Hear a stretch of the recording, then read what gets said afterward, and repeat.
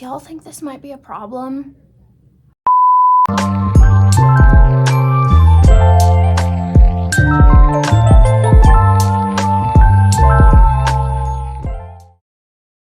Hey guys, what's up? It's Ashley. Welcome back to my channel.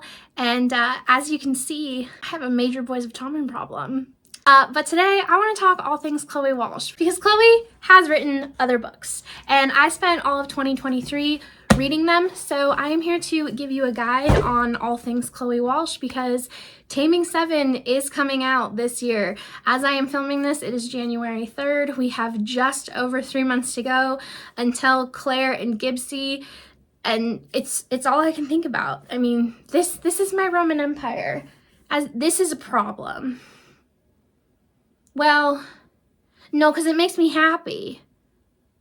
I don't know, it's still a problem. I'm not even sorry. So I spent all of 2023 reading Chloe's backlog because like I said, I became so utterly obsessed with this series. And while I was waiting between keeping 13 and saving 6, I needed something to tie me over. So I ended up reading her first series ever and I really enjoyed it. And then after redeeming 6, I felt utterly empty inside. So I ended up going back into Chloe's backlog and I read every single one of her series and I really did enjoy them. I'm here today with a guide to all things Chloe Walsh. I'm going to talk about publication order, her series, her spin-off series, what you should read if you want something closest to Boys of Tommen, if you want to read something hers that's totally different from Boys of Tommen. Basically, we're all waiting for Claire and Gibbsy, right? So I'm here to help tie you over until then. All right, starting with Chloe's first ever series, that is the Broken series. And I would say that this is going to follow the closest format to Boys of Tommen in the sense that our female main character does come from an abusive household. Like, her father is literally a piece of shit drunk, like Shannon's father. But anyway, that is the Broken series. So I have the original covers because I did purchase these before they got new ones. So I'll just show the original ones real fast and then I'll put the new ones on the screen. But the first one is Break My Fall, Fall to Pieces, Fall on Me, and Forever We Fall. And these are the new covers. As you can see, these are much better. I do need to purchase these because I really do like this series. That is why I did buy these. But anyway, so we have our two main characters, Lee and Kyle. And like I said, Lee comes from a very abusive household, but in this story, she runs away from her father. Different from Boys of Tommen, these characters are older. It is set in college. And so she ends up like getting on a bus and going to a new state and looking up her former childhood best friend because she had said, you can come stay with me if anything ever happens. And her best friend happens to live in a house with Kyle, our male main character. Now, Kyle is a different trip and a half, I will say.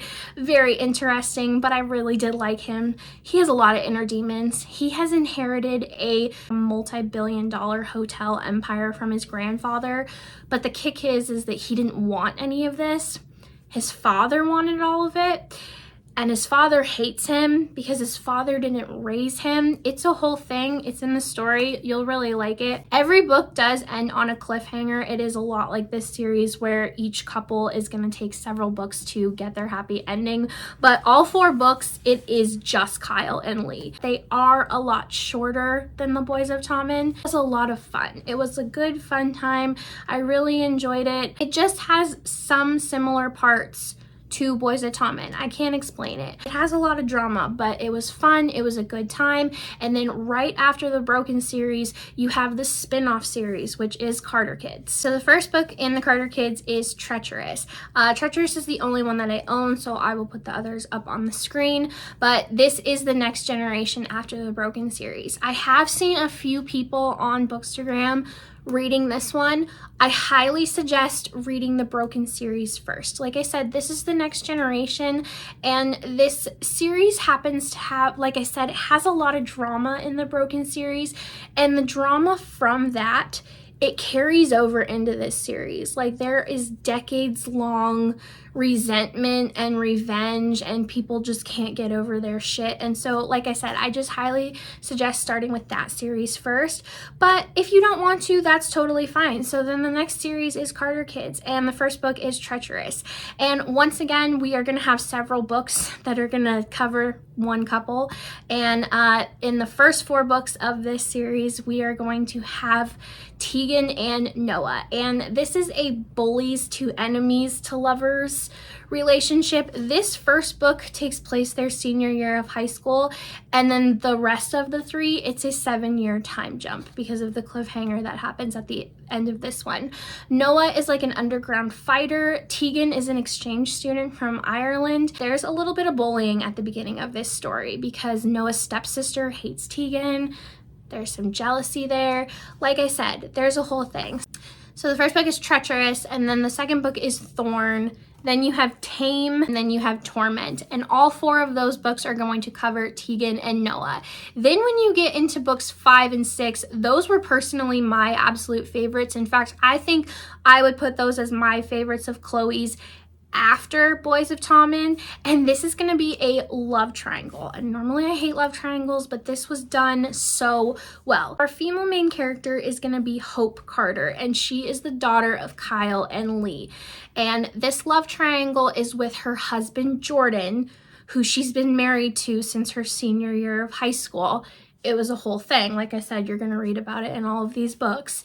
And then Lucky, and Lucky is a friend of Noah's, and Lucky has a lot of dark secrets to him. He's very scarred, tortured, and Jordan is also scarred and tortured as well. All of them are scarred and tortured. It's just, I absolutely loved it. Those 2 books absolutely ripped me apart. So that is Inevitable and Altered. And like I said, altogether, the Carter Kids series was really, really good. And I know Chloe does have plans to write more in this series because Kyle and Lee did have quite a bit of kids in the Broken series. You'll read all about it. Anyway, moving on. We have the Blurring Line duet. I think this was written like during Carter Kids, like it was like in the middle there. But I will say this was quite an interesting setup. So this was the last of Chloe's books that I read. I read them in November. Once again, this is a duet where this is a shorter book. Like I think it was less than 200 pages for each one. A lot of drama is packed into these ones. So I will say that the first half of the first book, you spend where our 2 main characters meet each other as kids and then how they fall for each other. Then what happens is, I have to say this because it's literally how you're going to get sucked into the book. She ends up getting kidnapped and trafficked. And she's gone for like 1 or 2 years, and then she comes back. And so the rest of the story is them having to figure out her back into their lives and how he has his own life now. And I will also say this because it's a big part of the book. When she returns, their parents are married to each other. So it's just, like I said, there's a lot of drama packed into this duet, but it was a fun, quick time. In publication order is the Faking It trilogy. I read this one in September, and I think this was probably my least favorite of them, but I will say that all of Chloe's books, minus Boys of Tommen, they're all very quick and easy reads. Like, I literally think each of these books was 180 pages because, once again, it is one couple, multiple books situation. But this is set in high school, and our 2 main characters, they live in a small southern town, and this is brother's best friend situation. Our female main character comes from a very overprotective household. I think her dad is like a senator or something. Anyways, her father does not like her brother's best friend because he comes from like a trailer park, so he's trash in his eyes. And so they have to kind of keep it a secret from her father. So this starts off as a fake dating situation because her brother is so overprotective of her. He doesn't want other guys to go near her. And at the same time, his best friend has like recently broken up with a really toxic girlfriend, and her brother doesn't want him to get back with this toxic girlfriend. So her brother is the one to suggest that they fake date. Little does he know, though, that they actually really like each other at the same time. So this was just a fun, quick, easy series. But once again, Chloe does like to splash in a lot of drama with these series, but like I said, it was a fun, good time. Next, we have the Ocean Bay series. I spent the summer reading this and I really enjoyed this. I think this is like my second favorite after Broken and Carter Kids. So the first book is Endgame, and this is going to be a stepbrother, stepsister romance, so a little bit taboo there. A female main character has just moved into her stepbrother's very big mansion in Florida. Her and her mom basically came from a not so wealthy situation, and so in this story he's very resentful. I think his father is just notorious for marrying women very quickly, so he's had a lot of stepmoms and step siblings, and so he's just making it his mission to get them gone. At the same time, she doesn't want to be there, so she fights back, and it is a great enemies to lovers romance. I will say that. There is a little bit of bullying in here, but it was a good time. And then the second book is going to be Waiting Game, and is going to be part of a duet with Truth Game, but I will show you how small they are so you can quickly read them. Honestly, this should have been one book, but whatever. They're cute. I like them. I like these covers. So this is going to cover our two main characters from the first book. They're friends, and they are all seniors in high school, and they play football. What makes this story really fun is that, so our male main character, he is the quarterback in this book, and our female main character, she is a burn victim, and they were like former childhood sweethearts or something. They really liked each other as kids, and then she had an accident where she was burned, and she and her father moved away. And then when she moves back for high school, she's been there for a while, but he's kind of like blocked her out due to former trauma, and so he hasn't recognized her for all of those years that she's been back. And so when she finally kind of sticks it to him in his face, like, hey, it's me, I've been here this whole time, that's just kind of their romance, and I just really enjoyed it. Like I said, it is a duet, but as you can see, very quick and easy reads.